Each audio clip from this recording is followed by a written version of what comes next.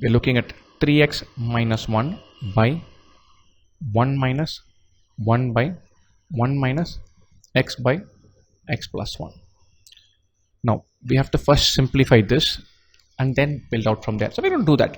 1 minus x by x plus 1. This is x plus 1 by x plus 1 minus x by x plus 1, or this is 1 by x plus 1. So let's simplify that.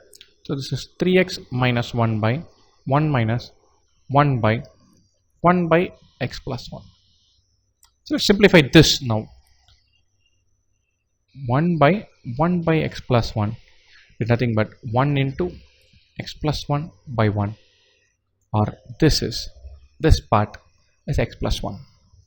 So we're dealing with 3x minus 1 by 1 minus x plus 1. Wonderful.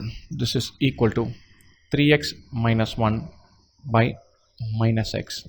1 minus 1 is 0. We have minus x. Wonderful. So I'm going to simplify it from here. 3x minus 1 by minus x is 1. You can cross multiply here. 3x minus 1 is minus x.